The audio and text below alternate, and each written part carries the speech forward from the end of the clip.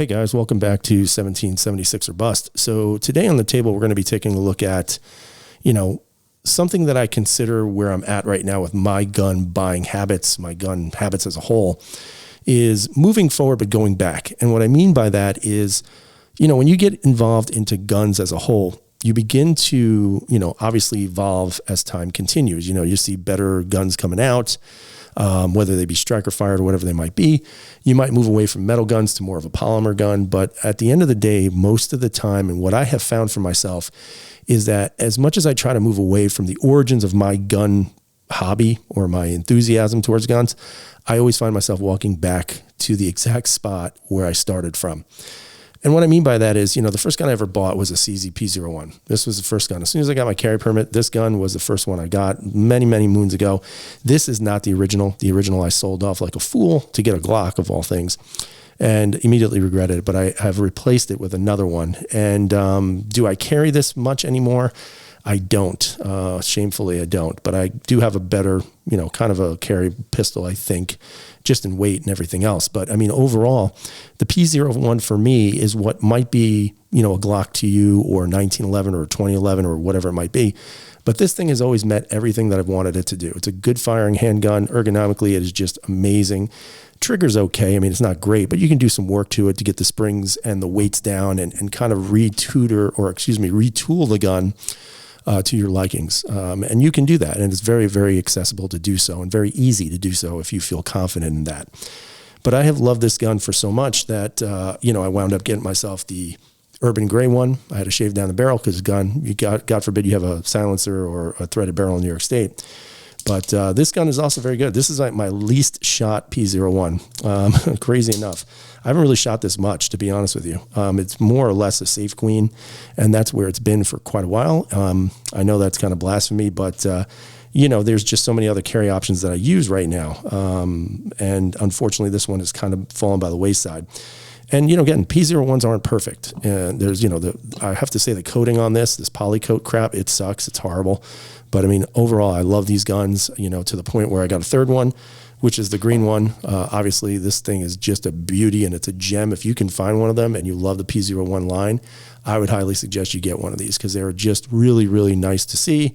Again, this is more or less a safe queen for me. This thing, it got shot more than the Urban Gray, but I have never carried this gun. It basically stays in the safe the entire time, which again is pretty sad, but you got to collect some things and keep them pristine, in my opinion. But going back to this idea of hammers, now I have just been collecting guns and all of them are tending towards the hammer fired gun. I mean, I just released a video on this a couple of days ago, and this is the 92X Compact. Absolutely love this gun. It just is really, really good. I mean, the reason why also that I've kind of tended to go with these types of handguns is just the ease of workmanship on them. I mean, the trigger pull on this thing is just really smooth, and the reset is just, I mean, that's it. It's super short. It is a beautiful trigger, just a fantastic firearm. But again, all metal gun, hammer fired gun. And again, I think the reason why I'm going back to these is simply put, there is a certain elegance to these types of guns that you just don't see with striker fired guns. And what I mean by that is each one of these guns that I'm going to show you today all have kind of their own little personalities regarding how they fire, how they handle, how they carry. And more importantly, just kind of there's like little quirks about all of them. And with a striker fired gun, you don't necessarily see that. So I think where I'm going with the handgun, I guess, passion that I have is I'm looking for things that have more of a unique feel to them. I mean, none of these guns on the table, with the exception of the 3 P01s, they don't feel the same. The triggers are not the same. They don't shoot the same. And they all have like their certain little personalities regarding those characteristics. And I think that's what's important when I'm looking at firearms right now. Not so much getting a run-of-the-mill striker-fired handgun. I mean, I just got a Masada. That's a run-of-the-mill striker-fired handgun. But at the same time, some of these guns they compete in such a way for me that makes me truly love these hammers. Now, of course, I haven't done anything on this one yet. This is my Beretta 92X Centurion. The only thing I've done is drop the competition trigger in there, but everything is stock right now. That's going to change. I'm not going to lie. But, you know, again, really, really nice handgun. I was looking at an M9A4 or an A3 again. And when I saw this, I was like, you know what? The price is right for this gun. It comes with the RDO setup, which is, I don't know, not a big deal to me. But just the Vertec grip and everything, that the way it feels in the hand was worth paying the money. Now, again, this was about $685, which was kind of expensive. But I could not necessarily get these online when I got this because they just weren't available. Now I'm seeing them all over the place, and they're running about $650. But the Centurion is the one that I wanted more than the full size, only because it's got the same slide as the compact with the grip that's longer, such as like a full size or an M9A4, A3. But again, very, very different, even just from the compact, you know, the different types of personalities from different types of guns. Longer grip, different types of serrations in the front. Hell, even the finish on this gun is a little bit different than the compact, but we'll talk more about that when I review this thing. Of course, I just recently picked this guy up, which is the PX4 compact carry. Did a couple of videos on this. Very, very nice gun. Awesome gun. And again, totally different than the others that I've shown you so far. And it's got its own little kind of personality. I mean, it's a weird looking gun. I think most people say it's a kind of a weird gun looking, the way it kind of slopes in the back, very rounded in the feel and everything. But nonetheless, a very good, solid built handgun by Beretta. And more importantly, the trigger is just ridiculous on this gun. I mean, here's the reset. That's it. It's just an amazing gun.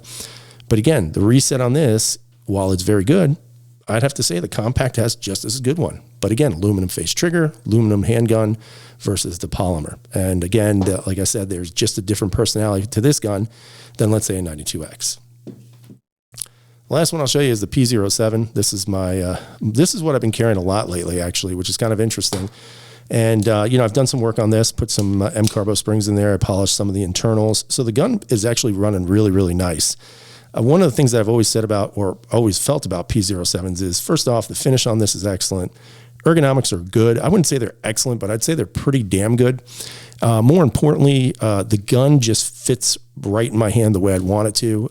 There's not a lot of recoil on this thing, and it just shoots really good. You guys can see just how easy that hammer pulls back. But nonetheless, I mean, each one of these guns has their own personality. And what I have to say and what I have to stress about that before you guys say, oh my God, this guy's crazy, he's talking about personalities with guns. I think for anybody who collects firearms and anybody who's into guns, I guarantee you have had that same experience where you've gone from, let's say, one model to the next, to the next, to the next.